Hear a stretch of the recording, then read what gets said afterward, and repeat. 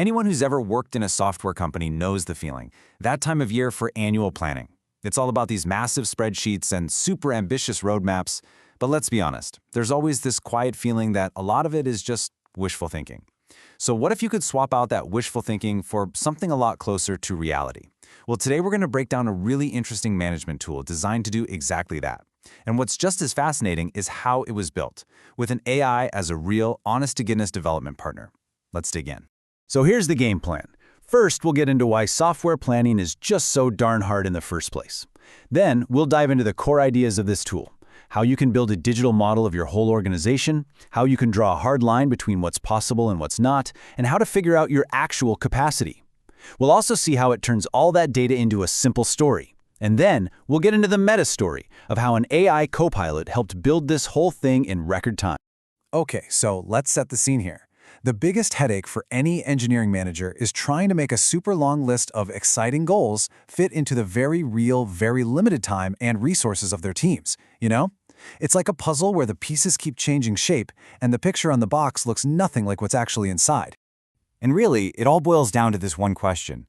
Why is this process we do every single year so consistently painful and, well, wrong? The answer, it turns out, is all about the huge gap between the plan we want to see and the plan as it actually is. And this slide just nails that gap, doesn't it? On the left, you've got the plan on paper. It's clean. It's a nice, tidy checklist. But then on the right, that's reality. It's this messy, tangled web of dependencies, people's time constantly being drained, and priorities that can change in a heartbeat. A simple list just can't handle that kind of chaos. So here's the core idea behind this new tool. Before you can even think about planning the work, you have to build a living, breathing model of the organization that's actually doing the work. It's about creating this dynamic digital representation, kind of like a digital twin of your engineering org structure, its teams, all of it. Let's break that down. So first, the tool maps out your entire tech landscape, right? From the big platforms all the way down to individual services. Then it links those services to the small two-pizza teams that own them. And here's the really crucial part. It draws a sharp line between your funded headcount, the number on a spreadsheet, and the actual builders and seats. It even accounts for things like away teams, engineers you borrow from other parts of the company, to get a real-time, honest picture of who can actually do the work. Okay, so once you have that realistic model of your org, then you can start planning. And the main way you do that is with this really powerful concept called planning above the line. It's basically a system that forces you to have honest, data-driven talks about what you can actually get done. Now, to make this work without getting totally lost in the weeds, the tool uses a simple but super effective unit of measurement, the SDE year. Think of it as just an abstraction. It represents the total amount of work one engineer can do in a year. This lets you do that big picture strategic planning without arguing about every little daily estimate. And this is where the magic happens. You see, each project or initiative is estimated in SDE years. As you stack them up, the total cost just keeps growing. The second that total goes past your team's total capacity, which here is 8 SDE years, boom, you've hit the line. Everything above the line, or ATL, that's your committed plan. Everything below the line, BTL, is on the back burner. It's a visual, undeniable dose of reality. And this isn't some static report that gets printed out and forgotten. As this note from the developer shows, the whole system is interactive. Leaders can literally drag and drop these initiatives to argue about priorities right there in the meeting. It turns planning from this awful yearly chore into a living, strategic conversation. Okay, so that brings up a really good question. Where does that total capacity number, that 8.0 SDE years, even come from?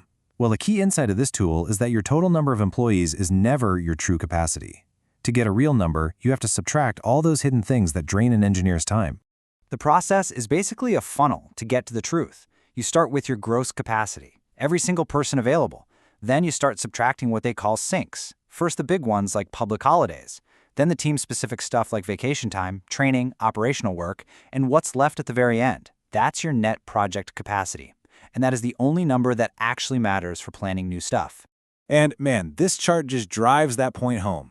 It shows you exactly how much of the year just gets eaten up by things that aren't building new futures. That little net project work slice, only 60% in this case, is almost always way smaller than leaders think it is.